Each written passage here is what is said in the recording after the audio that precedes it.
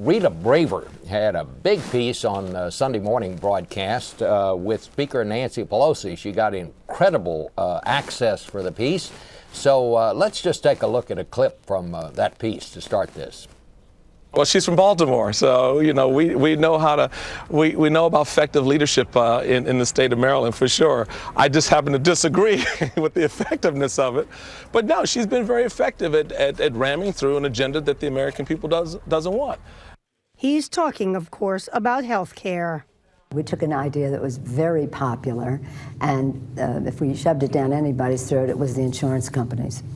But it's been 6 months since it's passed, yes, and people haven't started to like it anymore. It's about even now. I think the polls today show it about even, and when people like see the more? benefits, once they know.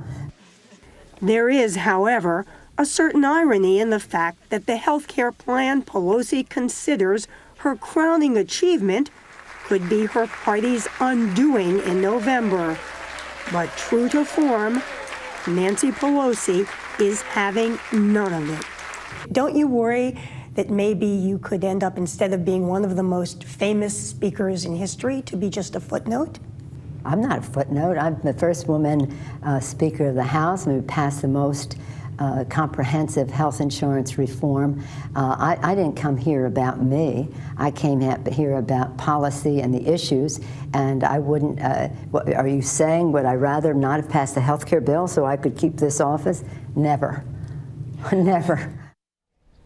All right. Well, Rita, you had incredible access for that piece. I would also congratulate you on getting Michael Steele on national television. You know, he didn't go on TV much anymore since he'd been in all the troubles that he found himself in over the last year, even though he's the national chairman of his party. So I have to give you an extra point on that. He's found a new calling in driving around the country in a Fire Pelosi bus. And that's kind of what he's been doing the last couple of months. The party seems very happy to have him on that bus, if I may say so. Well, what about, let's talk about Nancy Pelosi. She may be out of a job here pretty soon. She seemed very upbeat when you talked to her. You know, you can imagine that she has to be the captain, even if it's the Titanic. She's got to go down with the ship.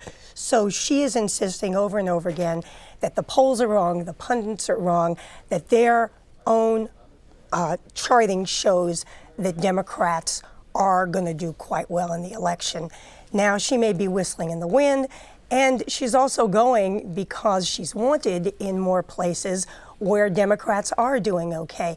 But look, there's no question, and we showed earlier in the piece, that Democrats are turning against her.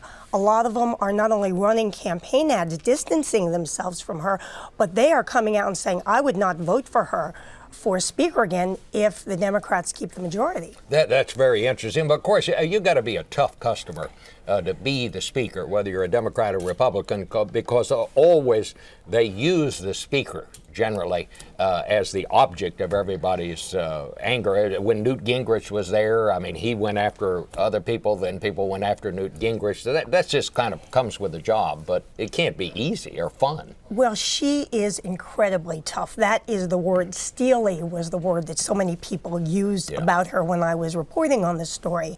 But she's an odd combination, Bob, because here she is as somebody who is the Speaker of the House, but she defines herself as mother and grandmother, says she likes being grandmother of 8 more than being Speaker of the House. And I think a lot of people don't realize that she didn't even run for Congress until she was 47 years old. And she told me, once I decided to run, I decided to win. And I knew how to win, and that was how I helped the Democrats take over the House. And of course, this is all in her blood. Her dad was a congressman, was the mayor of Baltimore, and there's no tougher politics than on the streets of Baltimore.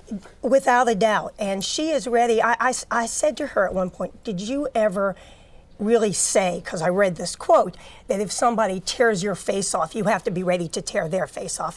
And she said, well, I don't think I said that, but I said, if somebody punches you, you punch them right back. And that's what she's like. She is very, and at the same time, 70 years old, immaculately turned out all the time, and she even admits that since she started wearing pearls so much, the pearl industry has told her that they're doing very well. All right. Well, Rita Braver is a fine piece, and thanks for coming by and talking to us about it.